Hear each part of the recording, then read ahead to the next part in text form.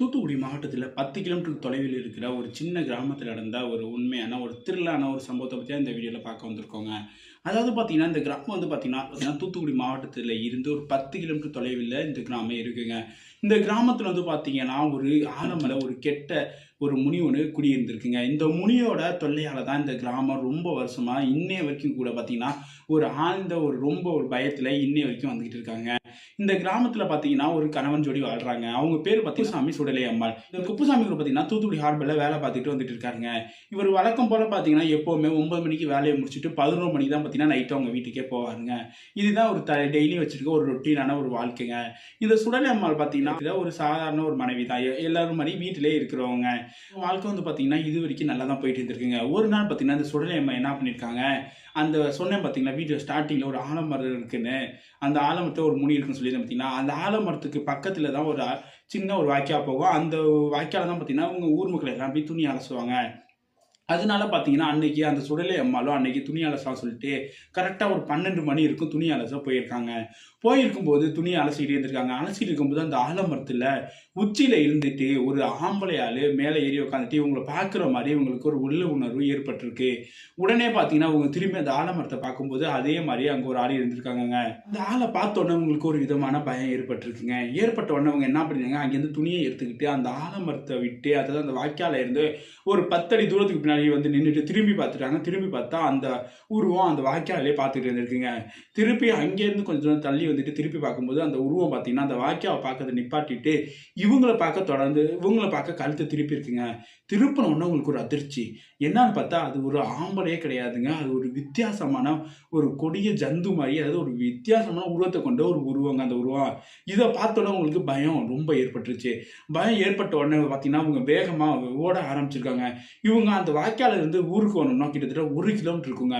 இவங்க அந்த 1 கிலோமீட்டர் பார்த்தீங்கன்னா, வேக வேகமா ஓடிட்டே திரும்பி திரும்பி பார்த்துக்கிட்டே வந்திருக்காங்க.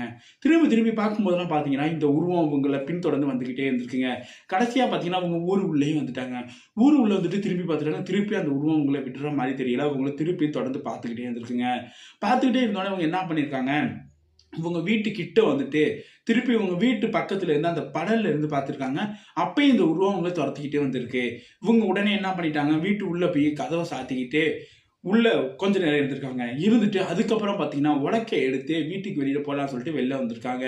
அதாவது அப்ப கிராமத்துல ஒரு பழக்கம் உண்டு. அதாவது அப்ப கிராமத்துல ஒரு பழக்கம் இருக்குங்க. உலக்கைய எடுத்து போட்டோம்னா வீட்டுக்கு முன்னாடி எந்த ஒரு எந்த ஒரு கெட்ட சக்தியும் வீட்டுக்குள்ள வராதுன்னு ஒரு வழக்கம் இருக்கு. இவங்களும் அதையே ஃபாலோ பண்ணிட்டு அதே மாரி போட்டுருக்காங்க. போட்ட கொஞ்ச நேரத்திலேயே பார்த்தீங்கன்னா, அவங்க பக்கத்து வீட்டுக்காரவங்க வந்து வீட்ட தட்டியிருக்காங்க. வீட்டு கதவ தட்டியிருக்காங்க. வீட்டு கதவ தட்டுனோனே இவங்க தொறந்திருக்காங்க. தொறந்துட்டு என்ன ஆயிடுச்சுன்னு சொல்லி கேட்டுருக்காங்க. ஏன் வீட்ட சாத்திருக்கீங்கன்னு. இவங்க உடனே பார்த்தீங்கன்னா, நடந்தது எல்லாத்தையும் சொல்லியிருக்காங்க. சொன்ன உடனே பார்த்தீங்கன்னா, இவங்க ஒரு கதை சொல்ல ஆரம்பிக்கிறாங்க. அதாவது இது ஒரு கதை கிடையாது. உண்மையா நடந்த ஒரு கதைய சொல்றாங்க. யாரு இந்த பக்கத்து வீட்டுக்காரவங்க. என்ன சொல்றாங்கன்னு பார்த்தீங்கன்னா, அந்த ஆலமரத்தில இதுவரைக்கும் பார்த்தீங்கன்னா, ஏராளமான பேர் பார்த்தீங்கன்னா செத்து போயிருக்காங்க. அந்த ஆலமரத்துக்கிட்ட யாருமே தனியா போகவே மாட்டாங்க. நீங்க ஏன் தனியா போனீங்க? எல்லாரும் சேர்ந்து தான் போவாங்க. நீங்களும் கூப்பிட்டுருந்தா நானும் கூட வந்திருப்பேன்னு சொல்லி சொல்றாங்க. சொன்ன உடனே பார்த்தீங்கன்னா, என்ன நடக்குதுன்னா, அதுக்கப்புறம் என்னான்னா, இவங்க அதாவது இந்த சுடலை அம்மா கேட்குறாங்க. அப்படி என்னதான் நடந்துச்சு? அந்த ஆலமரத்தில அப்படி யார் தான் இருக்கான்னு. உடனே இந்த பக்கத்து வீட்டுக்காரங்க எல்லாத்தையும் சொல்றாங்க. இது எப்ப நடந்துச்சுன்னா, இதுல 1995 நடந்த காலகட்டத்தில நடந்துட்டு இருக்க விஷயங்க. அதாவது அவங்க பக்கத்து வீட்டுக்காரங்க என்ன சொல்றாங்கன்னா, அந்த ஆலமரத்துல ஒரு முனி ஒண்ணு இருக்கு.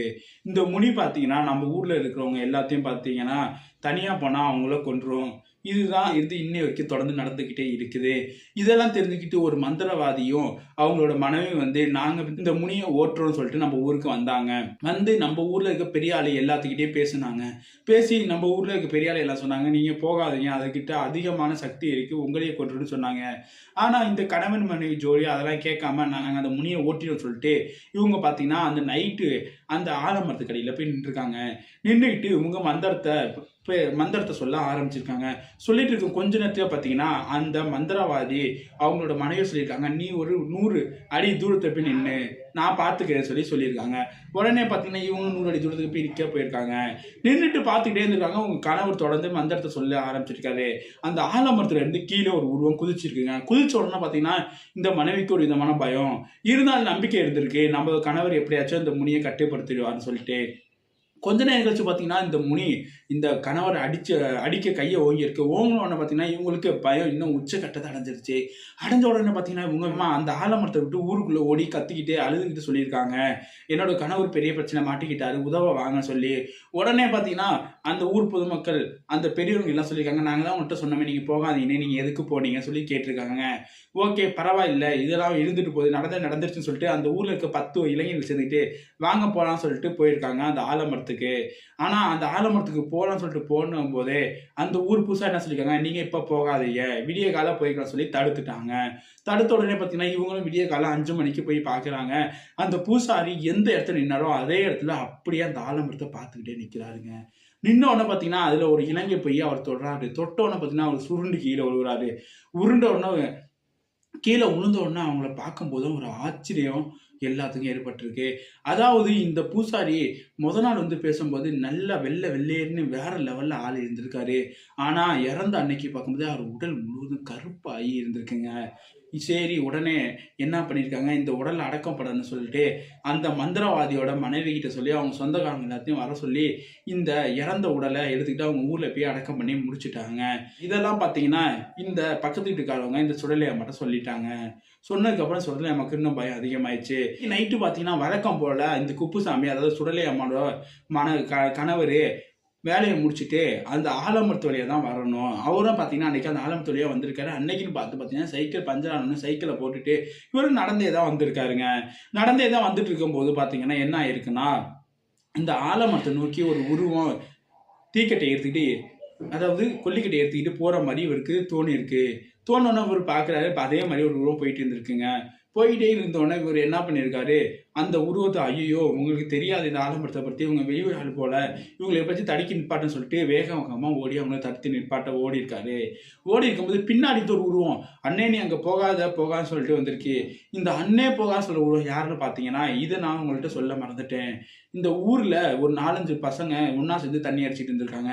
அடிச்சிட்டு இருக்கும்போது அதில் ஒரு நம்பிக்கையானவர் இந்த ஆலமரத்து மேலே நம்பிக்கை வச்ச ஒருத்தர் சொல்லியிருக்காரு, இந்த ஆலமரத்து சைடு போகவே கூடாது. இது மாதிரி பார்த்தோன்னா கேரளாவில் வந்து ஒரு நம்பூதிரி கூட, ஒரு கணவன் ஜோடி நம்பூதிரி கூட வந்து அங்கே போய் இயற்கை, அதாவது அங்கே போயிட்டு அந்த கணவர் வந்து இறந்துருக்காருன்னு சொல்லியிருக்காங்க.